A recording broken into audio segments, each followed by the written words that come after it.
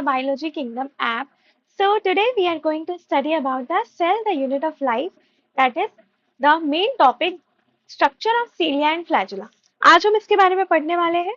So let's get started with the very basics. So before starting with the cilia and flagella, हम start करेंगे उसके basics से. क्योंकि cilia और flagella start करने से पहले हमें उसके basics को जानना बहुत important है. Okay? So we need to understand what is cytoskeleton.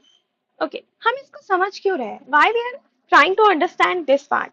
The reason is, क्या आपने कभी सोचा है कि what keeps your body upright? What keeps your body upright? Yes. So everyone will answer that bones, and some will answer what? Vertebral column. Yeah, vertebral column also has a bone.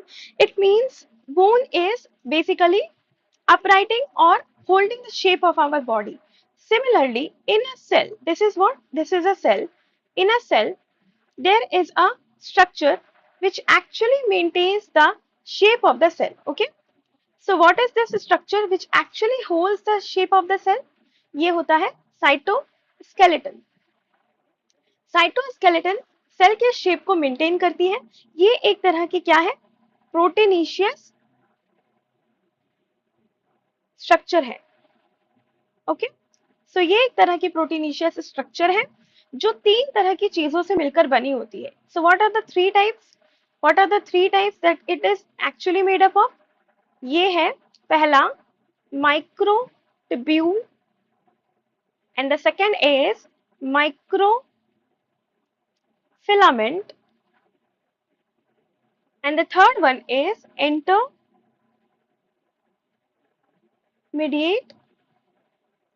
filament. Okay, so it means cytoskeletal basically holds the shape of the cell, and it is generally proteinaceous in structure, and it is also what? Filamentous, as written in the NCERT, right? जो कि लिखा हुआ है. ये तीन part से मिलकर बना है. Okay, it consists of three parts like microtubule, microfilaments, and intermediate. What will be our focus area, ma'am? Yes, so the focus area will be microtubule. Okay, so microtubule पे हम focus करेंगे. Cytoskeletal elements. Okay, the three elements is microtubule, microfilament, and third one is intermediate filament. ये तीन element से मिलकर आपका cytoskeletal element बना है, जिसमें से कि सबसे इंपॉर्टेंट मैं पहले ही आपको मार्क कर दे रही हूँ. This is the most important जिसपे हम ज्यादा इंफेसिस करने वाले हैं, बिकॉज माइक्रोट्यूब्यूल का हम प्रॉपर स्ट्रक्चर पढ़ने वाले हैं. इसका रीजन ये है कि इसी से सीलिया, फ्लैजुला, सेंट्रियोल, सेंट्रोसोम अराइज होता है. ओके, सो माइक्रोट्यूब्यूल. ओके, सो मैं अभी एक ड्रॉइंग बना रही हूँ आपके सामने कि एक्चुअली होता कैसा है. सिलेंड्रिकल हॉलो तरह का स्ट्रक्चर है, कुछ ऐसा. ओके, और इसके बाद मैं बना रही हूँ microfilament. Just a minute. Okay, yes. So मैंने बनाया माइक्रोफिलामेंट, और फिर मैंने बनाया है इंटरमीडिएट फिलामेंट. आपको अंदाजा लग गया होगा इन सभी का डायमीटर्स कुछ अलग लग रहा है, राइट? आप इसका डायमीटर देखो तो सबसे ज्यादा है, और वो कितना है? 25 nanometer. So we are talking about the diameter part. So diameter is 25 nanometer, and इसका डायमीटर सबसे कम है, दैट इज 5 नैनोमीटर, एंड इसका है 10 नैनोमीटर. ओके, नैनोमीटर के बारे में आपको पता है, 1 nanometre is equals to 10 to the power minus 9 meter. So can you imagine how small this is? Nano means very very small, like it is 10 to the power, it is 1 by 10 to the power 9, right? इतना metre के equal है, मतलब very small. Okay, सो मैंने अभी आपको बताया कि microtubule से कुछ स्ट्रक्चर निकलते हैं, कुछ स्ट्रक्चर अराइज होते हैं, जिसके बारे में मैं आपको अभी बता दे रही हूँ. सीलिया, फ्लैजुला, जो इस टॉपिक का इंट्रोडक्शन है जिसको हमें पढ़ना है, सेंट्रियोल और सेंट्रोसोम, ये कुछ ऐसे स्ट्रक्चर है जिसके बारे में हमको पढ़ना है. और ये सारे के सारे किससे बने बेटा? सारे के सारे माइक्रोट्यूब्यूल से बने हुए. Now moving to the next part. ये पार्ट बहुत ही इंटरेस्टिंग है. अगर इसको आप ध्यान से समझना चाहो तो देखो, सबसे पहले तो आपको एक इमेज दिख रहा है, जो आपको किस फॉर्म में दिख रहा है? आपको एक्चुअली ये हॉरिजॉन्टल फॉर्म में दिख रहा है, पर इसको हम अगर वर्टिकल फॉर्म में बनाना चाहे तो, ठीक है, इसको अगर हम वर्टिकल फॉर्म में बनाए तो कैसा बनेगा ये? So it will look like this. Okay, it means the microtubule it has a diameter of 25 nanometer as we have discussed in the previous slide, right? So जैसा कि हमने previous slide में डिस्कस किया था. Now आप देखो कि इसमें दो पार्ट्स आपको दिख रहे हैं, एक जो येलो से बना हुआ है और जो दूसरा पार्ट है वो किससे बना हुआ है? Denoted from the blue, right? अब ये दोनों है क्या? तो ध्यान से अगर हम इसके बारे में पढ़े तो ये माइक्रोट्यूब्यूल, हमने क्या पढ़ा कि cytoskeletal is a proteinaceous structure and cytoskeletal consist of microtubule. इसका मतलब माइक्रोट्यूब्यूल भी किसी प्रोटीन के स्ट्रक्चर से बनी होगी. Yes, very good. सो इसका मतलब ये जो दो चीज है ये भी क्या है? ये अल्फा ट्यूबुलिन है. Tubulin is a kind of a protein and this one is beta tubulin. यानी कि ये जो माइक्रोट्यूब्यूल है ये दो प्रोटीन से मिलकर बनी है, अल्फा ट्यूबुलिन और बीटा ट्यूबुलिन. ओके, और ये अल्फा ट्यूबुलिन और बीटा ट्यूबुलिन देख रहे हो आपस में ये जुड़ा हुआ है. सामने स्ट्रक्चर, इस स्ट्रक्चर में देखो ये आपस में एक दूसरे से अटैच दिख रहा है, राइट? और इसका रीजन क्या है? अटैचमेंट में कौन हेल्प करता है? Calcium ion helps in the assembly of these proteins. In proteins के असेंबली के लिए कौन हेल्प करता है? Calcium ions. ओके, सो नाउ अब हम जानेंगे कि ये एक्चुअली में है क्या. तो ये हॉरिजॉन्टल है, ध्यान रखिएगा. और आपको मैंने इसमें वर्टिकल में बनाकर दिखाया है. तो वर्टिकल में बनाकर दिखाने के लिए सबसे पहले आप देखिए यहाँ पे हम 13, कम से कम 13 ऐसे बॉल्स बनाएंगे. 13 क्यों बनाएंगे? इसका रीजन है, देखो 1 2 3 4 5 6 7 8 9 10 11 12 एंड एक कहीं और आप एडजस्ट कर सकते हो 13. So there are 13 protofilament. अब ये प्रोटोफिलामेंट क्या है? So these are 13 protofilament. ठीक है, प्रोटोफिलामेंट्स भी समझेंगे. प्रोटोफिलामेंट्स को समझने के लिए अभी हमें फोकस करना है यहाँ. जो स्ट्रक्चर वहां बना हुआ है हम बिल्कुल वैसा ही बनाएंगे, बस इसको हम समझने की कोशिश कर रहे हैं कि ये कैसा है. ओके, सो देखो अल्फा और बीटा ट्यूबुलिन हमने बना लिया है. Okay, alpha and beta tubulin is ready now. Alpha beta tubulin, now you can see इसमें अल्फा और बीटा ट्यूबुलिन और ये आपस में कैसे जुड़े हुए हैं? Because of the calcium ion के असेंबली के चलते, राइट? नाउ आप एक चीज और नोटिस करो, मैंने क्या बोला कि अल्फा ट्यूबुलिन के साथ कौन जुड़ेगा? Beta tubulin. तो क्या बनेगा? ये बिन करके एक थ्रेड लाइक का स्ट्रक्चर बनाएगा और इसको हम क्या बोलेंगे? इस थ्रेड को हम क्या बोलेंगे? इस थ्रेड को हम बोलेंगे protofilament. So we can call that thread as protofilament. So this thread is called as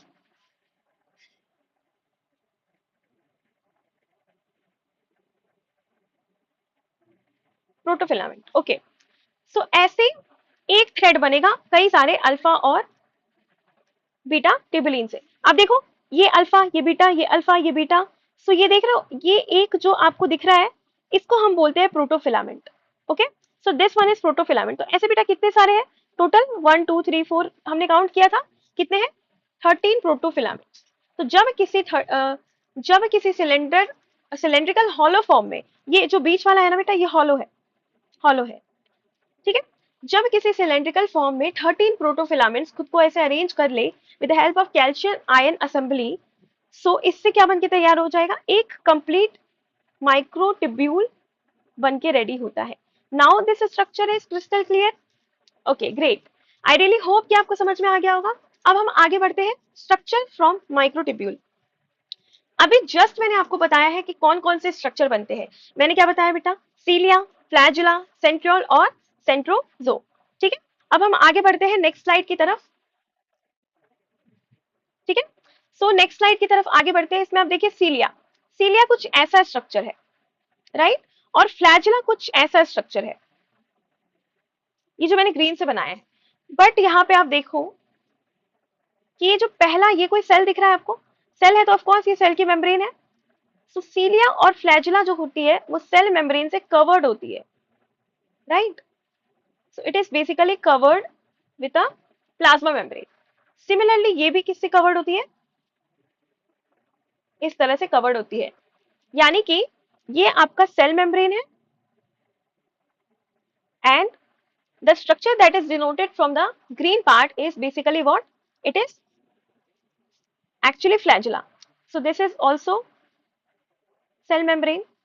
So इन दोनों के बारे में जो अगर कोई कॉमन बात मैं लिखना चाहूँ तो वो कॉमन क्या होगा?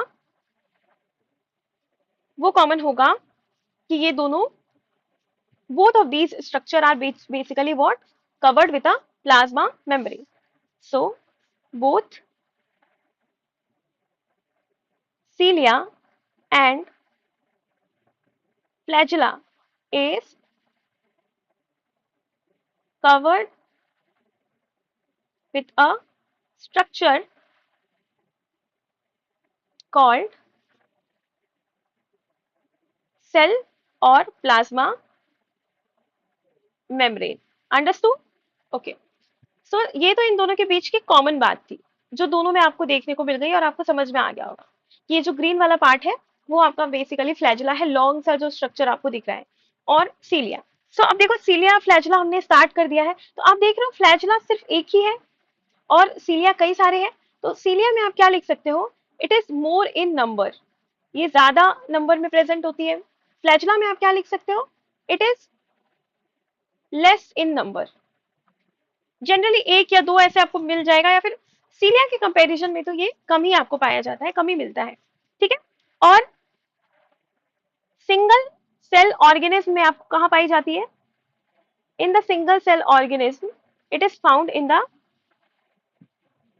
जो पैरामीशियम है ना उसमें आपको दिख जाएगी। सो अगर मैं पैरामीशियम का ऐसे सीलिया बनाऊं, so this is the cilia of paramecium, लिखते हैं पर इसको प्रोनाउंस पैरामीशियम करते हैं, ओके, कंफ्यूज मत होना। ग्रेट। सो नाउ पैरामीशियम में, अच्छा आपकी ह्यूमन बॉडी में भी सीलिया है क्या? बिल्कुल है। ह्यूमन की बॉडी में कहाँ कहाँ सीलिया है? तो इन ह्यूमन बॉडी दो जगह आपको सीलिया दिखेगा बेटा। पहला आपको दिख जाएगा फैलोपियन ट्यूब में, ये भी एक तरह का हॉलो ट्यूब है जिसको आप ओविडक्ट भी कहते हो, फैलोपियन ट्यूब। अच्छा इसका रीजन क्या है? ये किस में हेल्प करेगी? मोटिलिटी में हेल्प करेगी। और दूसरा आपको किस में दिखेगा? ट्रैकिया में। दूसरा किस में दिखेगा? ट्रैकिया में।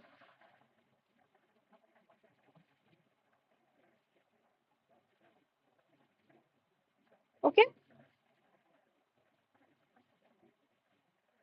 See this is trachea. Okay, trachea में क्या रोल होगा? ये जो भी डस्ट पार्टिकल है इसको ये बाहर की तरफ एक्सपेल आउट करने की कोशिश करेगी। तो आपको दूसरा दिख जाएगा ट्रैकिया में। Understood, very clear. नाउ अब देखो अब क्या है सबसे इंपॉर्टेंट पार्ट, कि इसका रोल क्या है? इसका रोल है इट वर्क्स लाइक ओर।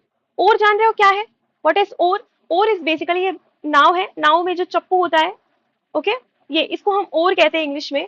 तो कैसे हम इस चप्पू को चलाते हैं तो ये नाव चलती है, तो ये कुछ ऐसा ही काम करता है, ठीक है, ये कुछ ऐसा ही काम करता है। Understood now? अब देखो मैंने लिखा ये ओर के जैसा वर्क करता है और it helps in movement of cell, cell के मूवमेंट में हेल्प करता है और मीडियम के भी मूवमेंट में हेल्प करता है। नाउ अब देखेंगे फ्लैजुला के बारे में। अब कुछ फ्लैजुला के बारे में भी जान जाते हैं। फ्लैजुला जो है वो आपको कहाँ पाई जाती है? In single as well as multi cellular organism में, दोनों जगह पाई जाएगी, ठीक है। सिंगल सेल ऑर्गेनिज्म में आपको कहाँ मिलेगी फ्लैजुला? जैसे प्रोकैरियोट्स के पास भी तो फ्लैजुला है, वो भी सिंगल सेल है, यस, ठीक है। और आप कहाँ देख सकते हो बेटा? प्रोटिस्टा, एनसीईआरटी में एक इमेज बना हुआ है जिसमें यूग्लिना का इमेज बना हुआ है, वहां पे भी आपको दो फ्लैजुला दिख जाएंगे, ठीक है। उस इमेज में भी आपको फ्लैजुला दिख जाएंगे और यूनिसेल्युलर यूकैरियोट्स में आता है प्रोटिस्टा, तो वहां पे आपको दिख जाएंगे। मल्टी सेल्युलर ऑर्गेनिज्म में सबसे इंपॉर्टेंट है ह्यूमन का स्पर्म, वो भी सिर्फ मेल में है, फीमेल्स की बॉडी में तो नहीं है। देखो मेल और फीमेल दोनों की बॉडी में क्या है? ट्रैकिया तो होगा ही, तो ट्रैकिया यानी कि जो सीलिया है वो मेल और फीमेल दोनों की बॉडी में कॉमनली पाई जा रही है। बट फ्लैजिला जो है वो सिर्फ और सिर्फ ह्यूमन बॉडी के एक सिंगल सेल के स्टेज में है, human sperm, so it is found in the single cell stage, so it is found in the single cell stage of human body, यानी ये कोई स्टेज है उसमें ये पाई जा रही है। और ये साइज में थोड़ा सा लार्ज होता है, ये तो आप देख ही रहे हो, सीलिया बहुत छोटा होता है, सीलिया का साइज बहुत छोटा होता है। इसका फंक्शन भी क्या होता है, मोटिलिटी, इसका मेन रोल मूवमेंट होता है जिसको मोटिलिटी कहते हैं। Okay, now moving ahead, so basic जो डिफरेंस था सीलिया में और फ्लैजुला में ये आपको क्लियर हो गया। ओके ग्रेट,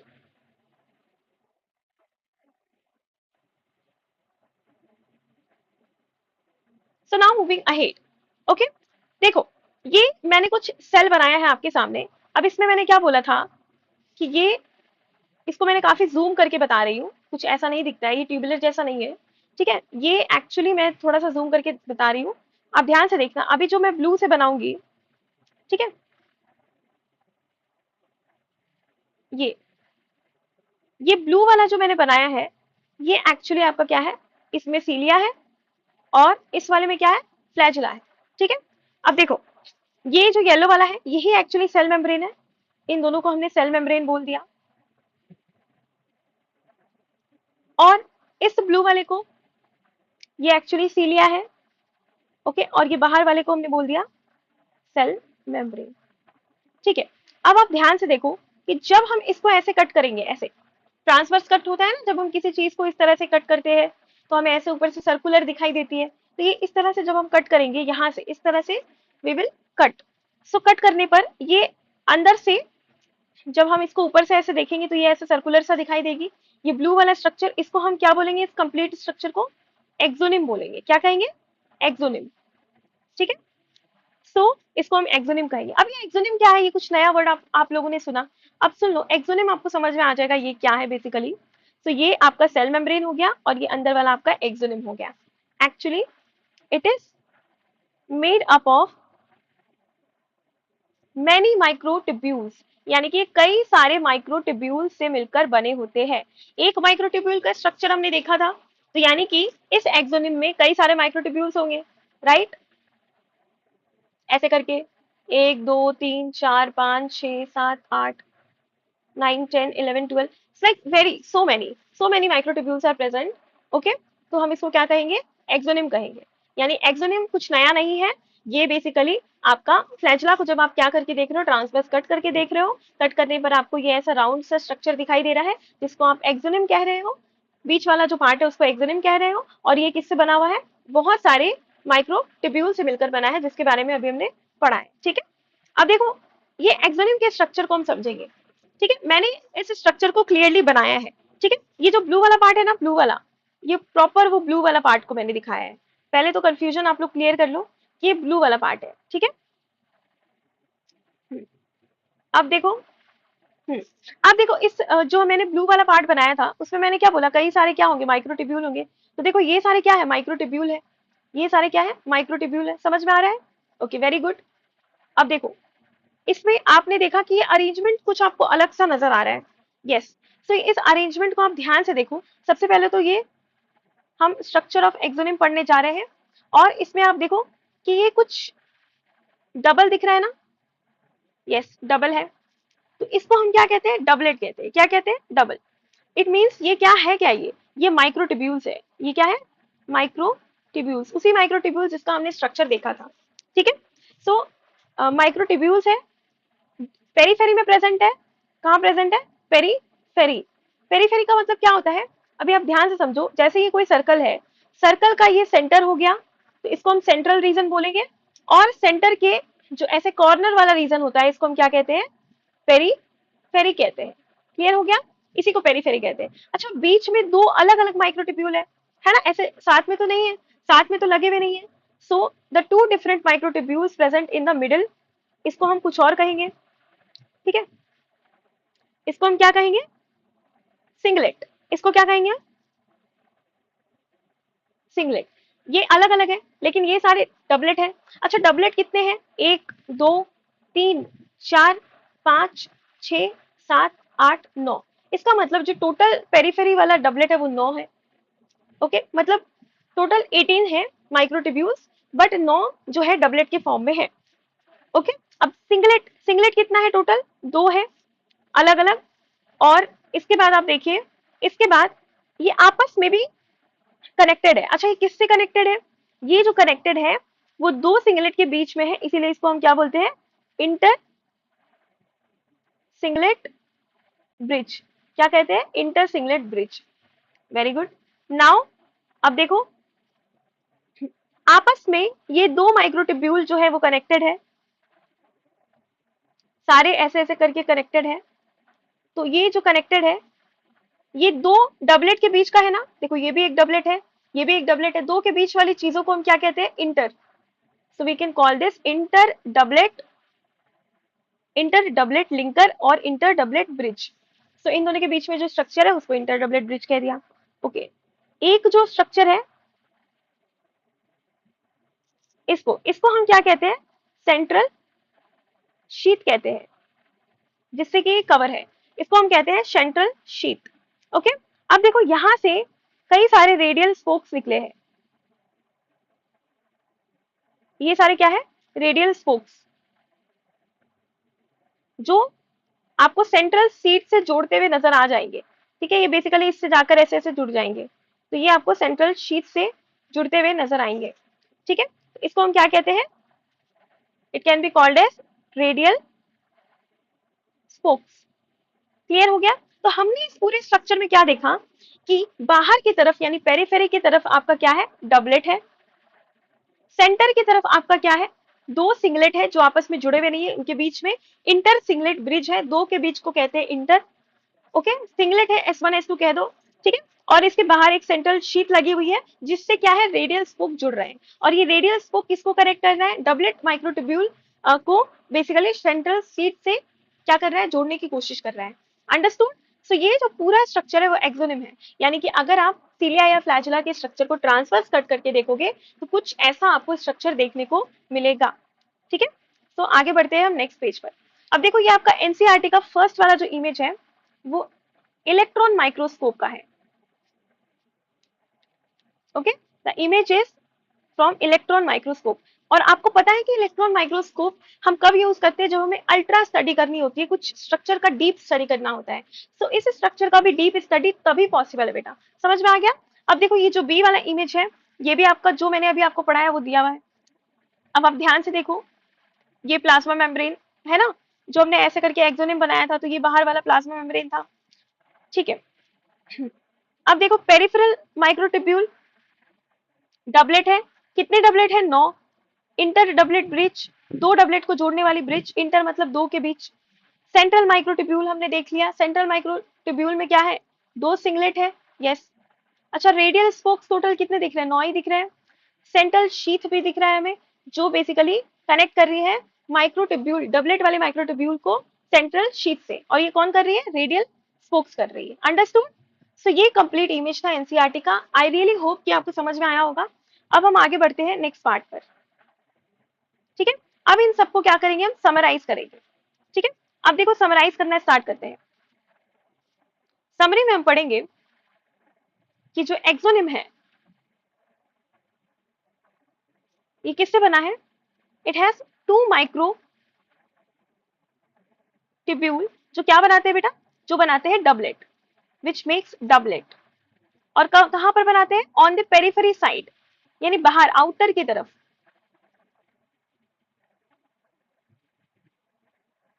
इसके बाद कितने डबलेट्स प्रेजेंट है?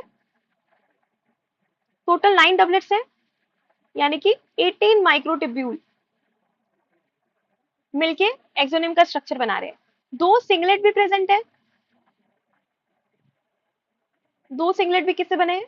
दो माइक्रोट्यूब्यूल से। यानी अगर कोई आपसे पूछे टोटल कितने माइक्रोट्यूब्यूल इन्वॉल्व है, तो आप क्या कहोगे? 20 माइक्रोट्यूब्यूल। अच्छा, ये 9 डबलेट किससे लिंक है? तो ये लिंक लिंक किससे है? लिंकर प्रोटीन की मदद से।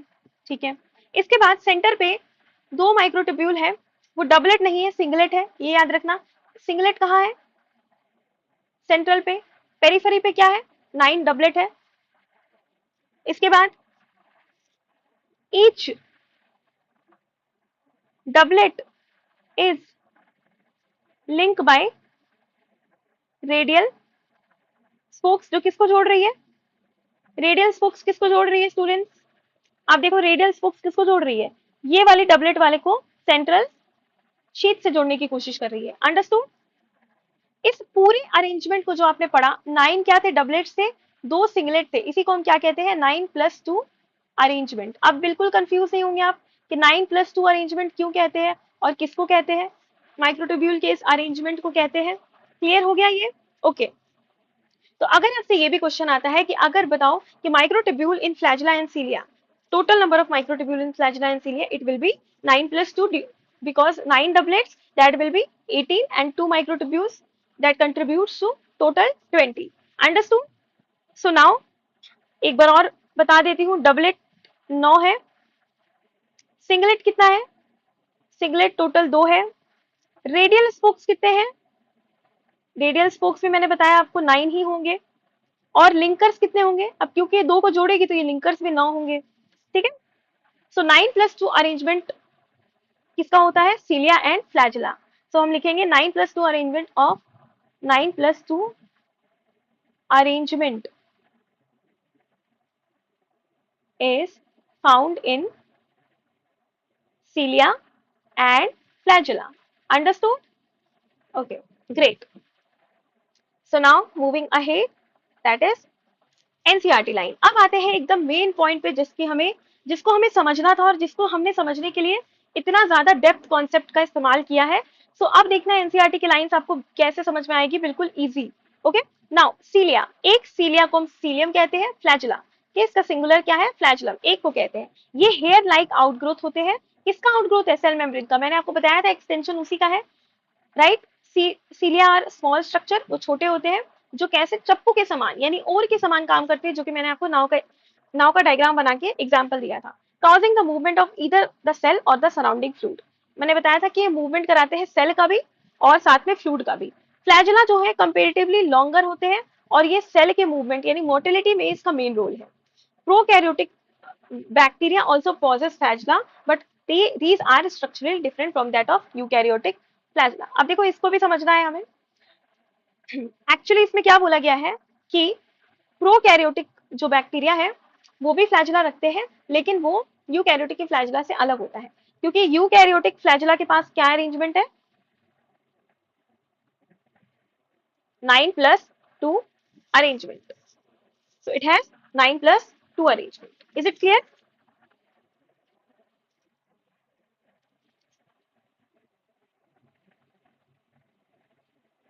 बट प्रोकैरियोटिक का फ्लैजिला किससे बना हुआ है, ये सिंपली ये कैसा अरेंजमेंट है, ये माइक्रोट्यूब्यूल का अरेंजमेंट है, और माइक्रोट्यूब्यूल नहीं पाया जाता है प्रोकैरियोटिक में, याद रखेंगे। Prokaryotic flagella is made up of flagellin protein. बहुत इजी है याद करना कि प्रोकैरियोटिक का फ्लैजिला किससे बना है, फ्लैजिलिन प्रोटीन से, flagellin protein. Microtubule is absent, ये भी आप लिख लोगे सो दैट आप कंफ्यूज ना हो। Microtubule is not present. Clear? ऐसा, ठीक है। और इसके डिफरेंसेस को हम अभी आगे की स्लाइड में डिस्कस करेंगे, बट अभी के लिए जो ये कहने की बात कर रहा है कि स्ट्रक्चरली में ये कैसे अलग है, इसके और भी रीजंस हैं। ठीक है। यूकैरियोटिक का जो फ्लैजिला है इसके 2 पार्ट्स है, it has 2 parts, okay, that is basal body and shaft. लेकिन प्रोकैरियोटिक फ्लैजिला के 3 पार्ट है, क्या क्या है, basal, body, hook, and the third part is filament. Filament जो है वो सबसे लंबी वाली पार्ट को कहते हैं, तो ये लॉन्गेस्ट होती है। अंडरस्टूड? सो ये भी एक डिफरेंस है स्ट्रक्चर में। सो स्ट्रक्चर में इसने डिफरेंस पूछा, हमने बता दिया कि इसकी प्रोटीन में भी डिफरेंस है और स्ट्रक्चर में भी डिफरेंस है। सो इसको आप नोट कर लीजिए। Okay okay, so moving ahead. अब देखिए यहाँ पे वही बात कह रहा है एनसीईआरटी जो कि मैंने आपको बताई कि इलेक्ट्रॉन माइक्रोस्कोप कितना जरूरी है। इलेक्ट्रॉन माइक्रोस्कोप स्टडी ऑफ सीलिया और फ्लैजिला ये बताता है कि ये प्लाज्मा मेम्ब्रेन से कवर्ड होते हैं दोनों के दोनों, जो कि मैंने आपको अभी बताया। और इनका जो कोर होता है यानी बीच का जो पार्ट होता है, जब आप इसको ट्रांसवर्स कट करके देखते हो, ये किससे बना होता है, एक्सोनिम से। इसमें कई सारे माइक्रोट्यूब्यूल्स पैरेलली लॉन्ग एक्सिस पे रहते हैं। कितने? अगर एक माइक्रोट्यूब्यूल है तो एक माइक्रोट्यूब्यूल 13 प्रोटोफिलामेंट का बना होगा, लेकिन इसमें तो कई सारे माइक्रोट्यूब्यूल्स होते हैं। कितने होते हैं बेटा? एक्सोनिम में यूजुअली 9 डबलेट्स होते हैं, जो कैसे अरेंज है? रेडियली अरेंज है, पेरिफेरी बाहर की तरफ, ठीक है। और इसमें बीच में सेंट्रल में pair of centrally located microtubule. Centrally कितने हैं? 2 सिंगलेट है, ये भी हमने पढ़ा था अलग अलग। और इस तरह के अरेंजमेंट को जो एक्सोनोमल माइक्रोट्यूब्यूल का है उसको 9+2 एरे कहते हैं, या 9+2 अरेंजमेंट ऑफ माइक्रोट्यूब्यूल्स कहा जाता है। क्या एक भी लाइन में कंफ्यूजन है? जो मैंने पढ़ाया वो बिल्कुल यही बात को कह रहा है, क्योंकि आपको नोट्स के अलावा कुछ और याद करने की जरूरत नहीं है। बस आप एक बार एनसीईआरटी को पढ़ लेना नोट्स के बाद, जो कि मैं आपको दे रही हूँ। सेंट्रल ट्यूब्यूल्स कनेक्टेड होते हैं ब्रिज से। ये भी मैंने बता दिया कि 2 सिंगलेट के बीच में इंटर सिंगलेट ब्रिज होता है। और सेंट्रल शीथ भी होता है, जो कि किससे कनेक्ट होता है? पेरिफेरल वाले डबलेट से, और with the help of radial spoke. ये बात भी मैंने कई बार बोला है पहले वाली स्लाइड में, ठीक है। सो टोटल 9 रेडियल स्पोक्स हो गए, ये भी मैंने अभी जस्ट पढ़ाया, राइट। पेरिफेरल डबलेट्स इंटरकनेक्टेड होते हैं लिंकर से, और लिंकर भी कितने होते हैं बेटा? ये भी 9 होते हैं। बोथ सीलिया और फ्लैजुला सेंट्रियोल लाइक स्ट्रक्चर से इमर्ज होते हैं, जिसको कहते हैं बेसल बॉडी। अब ये लाइन थोड़ा कंफ्यूजिंग है, ये लाइन आप लोगों को समझ में नहीं आ रही है, मैं समझ सकती हूँ। बाकी सारे लाइन क्लियर है, बट यहाँ पे एक लाइन कह रहा है कि दोनों ही सीलिया और फ्लैजुला एक सेंट्रियोल की तरह स्ट्रक्चर से इमर्ज होते हैं, जिसको हम बेसल बॉडी कहते हैं, ठीक है। अब ये बेसल बॉडी क्या है, सेंट्रियोल क्या है, इसको देखेंगे, ठीक है। अब क्योंकि एनसीईआरटी ने इसका जिक्र किया है तो इसको हम नहीं छोड़ सकते हैं। सो देखो, इस एक जो मैं अभी बना रही हूँ ना, इस सिंगल एक को हम क्या कहते हैं? सेंट्रियोल कहते हैं। इस सिंगल को हम क्या कहते हैं? सेंट्रियोल कहते हैं, ओके। और सेंट्रियोल जो है ये found only in animal cell, ये भी बात हमें ध्यान रखना है, found only in animal cell. और इसके बारे में क्या इंपॉर्टेंट बात है? इसके बारे में इंपॉर्टेंट बात ये है, इट हैज नो मेम्ब्रेन। इसका मतलब ये नॉन मेम्ब्रेन बाउंड है, it has no membrane, clear. अब देखो, जब ये दो सेंट्रियोल एक दूसरे के परपेंडिकुलर, यानी कि 90 डिग्री और परपेंडिकुलर रहता है, तो ये एक स्ट्रक्चर बनाता है जिसको हम क्या कहते हैं? सेंट्रोजोम। तो सेंट्रोजोम क्या है? ये एक ऑर्गेनल है। कैसा ऑर्गेनल है? नॉन मेम्ब्रेन बाउंड, जैसा कि अभी बताया, राइट। ये एक दूसरे के 90 डिग्री पे रहता है, तो इसको हम कहते हैं। अच्छा, इसका रोल क्या है? ये हेल्प करता है सेल डिवीजन। अब एक बार बैक वाला स्लाइड देखकर इसको पढ़ने की और समझने की कोशिश करो। इसमें क्या लिखा है? दोनों सीलिया और फ्लैजुला सेंट्रियोल लाइक स्ट्रक्चर, जिसको बेसल बॉडी कहते हैं, उससे इमर्ज होते हैं, ठीक है। मतलब ऐसा करके कोई स्ट्रक्चर होगा जिसको हम बेसल बॉडी कहेंगे, उसी से सीलिया और फ्लैजुला इमर्ज हुए हैं, क्लियर है। अब देखो, यानी कि ये एक सेंट्रियोल है, ये हो गया आपका सेंट्रोजोम, ये हो गया आपका सेंट्रियोल, और द नेक्स्ट पार्ट इज, जब इसी में, इसी सेंट्रियोल में ये जो ऐसे कॉर्नर की तरफ आप देखो, ये मैं क्या बना रही हूँ? These are microtubules. जब इस तरह से माइक्रोट्यूब्यूल्स आ जाए तो इसी को हम क्या बोलते हैं? एस्टर। क्या कहते हैं? Aster. So this can be called as aster. So अभी कंफ्यूजन क्लियर हो गया। सेंट्रियोल सेल डिवीजन में हेल्प करता है, एनिमल के सेल में पाया जाता है, और इसके पास भी कोई मेम्ब्रेन नहीं होती। जब ये दोनों आपस में परपेंडिकुलर या 90 डिग्री पर होते हैं, ये एक सेल ऑर्गेनल बनाता है जिसके बाहर कोई मेम्ब्रेन नहीं है। इस कंप्लीट स्ट्रक्चर को हम सेंट्रोसोम कहते हैं। और ये जो बीच वाला जो स्पेस है, इसको पेरीसेंट्रियोलर मैट्रिक्स कहते हैं। इसको क्या कहते हैं? Pericentriolar matrix, okay. इस स्पेस को हम पेरीसेंट्रियोलर, ये जो ब्लू से डिनोटेड है ना, इसी को कह रहे हैं पेरीसेंट्रियोलर, ओके। और ये सेंट्रियोल के अराउंड ये मैट्रिक्स होता है, ठीक है। अब देखो, एनिमल के सेल में आपको पता है कि एस्टर प्रेजेंट होता है, यस, ठीक है। तो मैंने अभी जस्ट आपको ये बताया, ये सेंट्रियोल है और ये आपका सेंट्रोजोम है। डिफरेंस समझ में आ रहा है? और इसी को जब मैं क्या करूंगी, इस तरह से माइक्रोट्यूब्यूल का अरेंजमेंट दे दूंगी, तो ये क्या बन जाएगा? Aster. Is it clear now? This is aster now. Now अभी आप इसको ध्यान से समझो कि इसको समझने के लिए आपने देखा होगा कि एनिमल के सेल में जो डिवीजन होता है, ठीक है, इधर भी एस्टर होती है और इस साइड भी आपकी एस्टर होती है। इसीलिए एनिमल सेल में इस डिवीजन को हम क्या कहते हैं? Amphi astral. एम्फी का मतलब डुअल या two, two asters are present. Understood? So moving to the next part, centriole. अब एनसीईआरटी में सेंट्रियोल के बारे में क्या दिया हुआ है? हाँ, सेंट्रियोल, सेंट्रोसोम एक ऑर्गेनल है जिसमें दो सिलेंड्रिकल स्ट्रक्चर है जिसको हम क्या कहते हैं? सेंट्रियोल कहते हैं। ओके, ये दो सिलेंड्रिकल स्ट्रक्चर की बात कह रहा है जो आपस में 90 डिग्री पर है।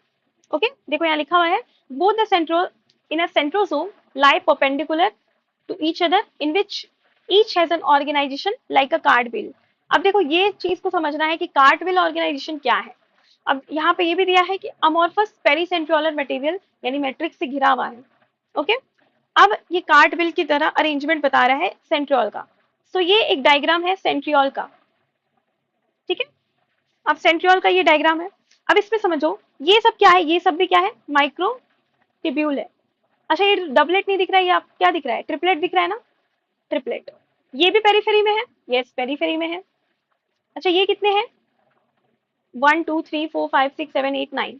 ये भी आपके ट्रिपलेट कितने हैं? 9 है, ठीक है। बीच में यहाँ पे क्या होता है? बीच में यहाँ पे होता है हब, ठीक है। बीच में यहाँ पे होता है हब। हब से भी आपके कुछ रेडियल स्पोक्स बाहर आते हैं, ठीक है। सो 9 ट्रिपलेट पेरीफ्री में प्रेजेंट होता है। सेंट्रल में क्या है? सेंट्रल में प्रोटीनिशियस यानी प्रोटीन का बना हब है और उस हब से क्या ओरिजिनेट हो रहा है? Radial spokes. कहां से आ रहा है? Comes out from hub. देखो ये इसको कह रहे हैं क्या? Radial spokes. ओके, सो अब देखो ये अरेंजमेंट आपको अभी कार्डविल नहीं दिख रही है, पर देखो अभी मैं इसको कार्डविल अरेंजमेंट बना के दिखाती हूँ ये एक्चुअल में कैसा होता है।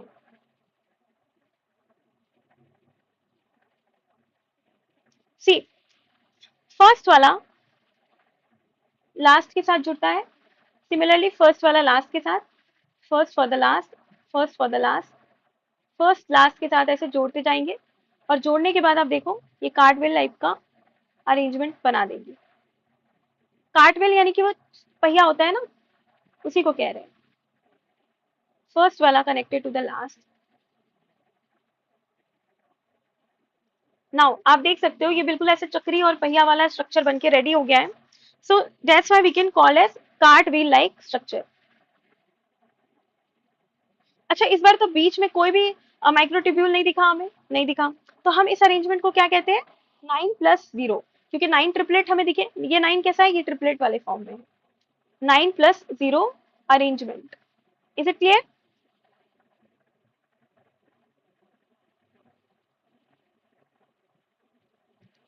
ओके, सो अगर आपसे कोई सेंट्रियोल का टोटल माइक्रोट्यूब्यूल पूछे तो आप क्या करोगे? जस्ट 9 × 3। सो आप क्या कह सकते हो? Total microtubule present in the centriole is 27। Is it clear? So now अब देखो they are made up of 9 evenly space peripheral fibrils of tubulin protein. Yes, very good. और ये कैसे होते हैं? ट्रिपलेट होते हैं। Adjacent triplet are also link. Adjacent triplet भी आपस में लिंक होते हैं। और central part of proximal region of centriole is proteinaceous and called as hub.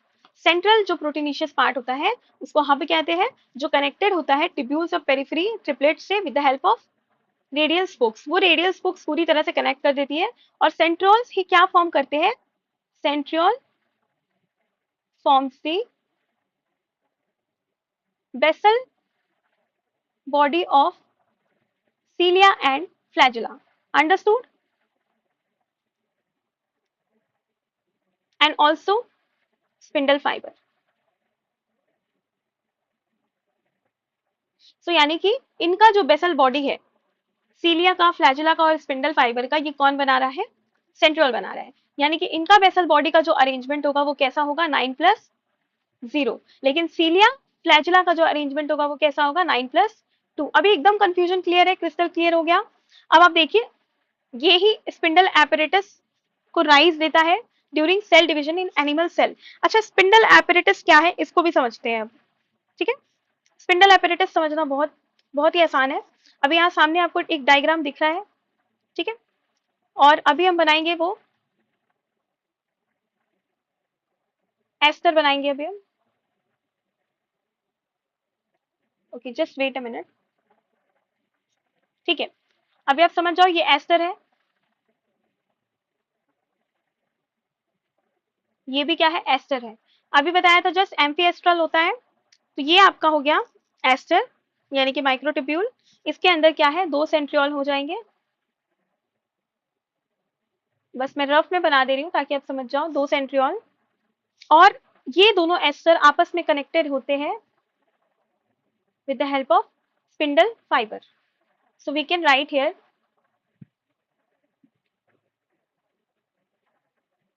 spindle fiber, two centriole,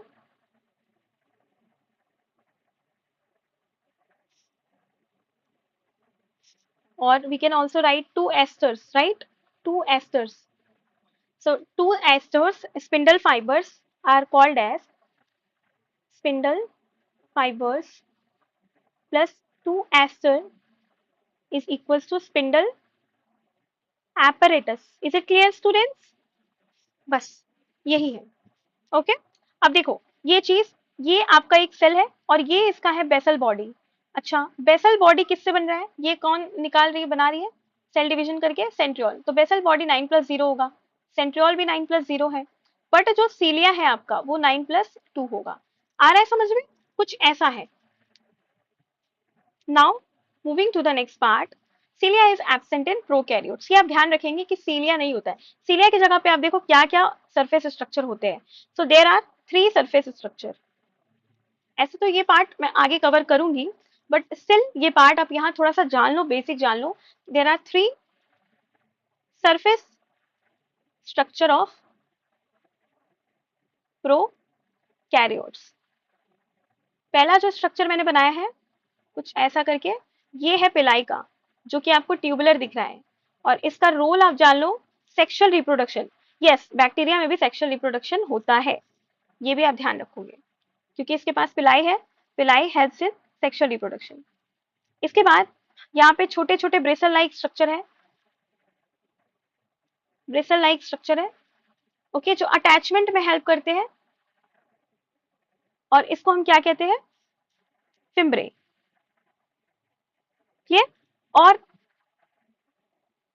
actually ये आपका हो गया फ्लैजिला, फ्लैजिला ऑफ प्रोकैरियोट्स। क्योंकि प्रोकैरियोट्स का डिस्कशन है तो आप देख लो, ये आपका हो गया बेसल बॉडी, ये आपका हो गया हुक, और ये आपका हो गया फिलामेंट। तो 3 पार्ट्स आपको दिख गए, और ये किस में देखा हमने, प्रोकैरियोट्स में। ठीक है, नेक्स्ट। अच्छा, इसका मतलब क्वेश्चन एग्जाम में क्या आता है, क्वेश्चन एग्जाम में आता है मोटिलिटी यानी मूवमेंट में किसका रोल है। तो याद रखिएगा, ये जो फ्लैजिला है, only flagella has some role of motility या मूवमेंट। बाकी फिम्बरे या पिलाई का कोई रोल नहीं है मूवमेंट में। ठीक है, next, what is the difference between cilia and flagella. आधा डिफरेंस तो हमने ऑलरेडी पढ़ लिया है अब तक, फिर भी एक बार हम रैप अप करेंगे, लास्ट पार्ट है ये। सबसे पहले आप लिखेंगे सीलिया एंड देन हम लिखेंगे फ्लैजिला। ठीक है, सीलिया एंड फ्लैजिला के बीच का डिफरेंस ऑलरेडी हमने पढ़ लिया है, राइट। फिर भी एक छोटा सा रैप अप कर लेते हैं। ये क्या है, मोर इन नंबर, लेस इन नंबर। ये लॉन्गर होता है और ये आपका स्मॉलर होता है। ये बेसिक डिफरेंस है, इतना आप याद रखेंगे। बाकी हमने सारा पिछले पार्ट में ही कवर कर लिया है। लेकिन सीलिया तो प्रोकैरियोट्स में, आपने देखा कि सीलिया जो है प्रोकैरियोट्स में नहीं पाया जाता है, बट यूकैरियोट्स में है। अब हमें क्या देखना है, difference between eukaryotic and prokaryotic flagella. Okay, see, so before moving ahead हम इस पे बात करेंगे कंपोजिशन के बारे में। For the prokaryotic flagella. Prokaryotic flagella किससे बनी होती है? फ्लैजिलिन प्रोटीन से, ये तो हमने पढ़ लिया है। और यूकैरियोटिक फ्लैजिला किससे बनी होती है? Microtubule, right. और आपको पता है ये एक्सोनिम से बनी हुई है, ठीक है, जिसके अंदर 9+2 का अरेंजमेंट है, राइट। इट हैज 9+2 अरेंजमेंट, और इसके पास ऐसा कोई अरेंजमेंट नहीं होता है, राइट। अगर मैं अरेंजमेंट की बात करूं तो, मूवमेंट की बात करूं तो ये मूवमेंट कुछ अलग करती है। कैसे? इसका मूवमेंट होता है कि रोटेट करती है both clockwise and anti clockwise, और इसका मूवमेंट होता है कि ये विप लाइक मूवमेंट करती है, बैक एंड फ्रंट। ओके। और लोकेशन तो आपको पता ही है कि दोनों, इस वाले केस में आपको पता है कि फाउंड इन बैक्टीरिया में आपको मिल जाएगी। सभी बैक्टीरिया में नहीं होती, याद रखना, not present in all bacteria, very very important part, सभी बैक्टीरिया में नहीं होती है ये। और आपने इसका देख ही लिया है कि found in sperm cell, humans के केस में स्पर्म सेल में होती है, इसीलिए ये भी सब में नहीं होती है, ठीक है। तो ये था आज का basic difference. I really hope you understood the class today, so thank you so much.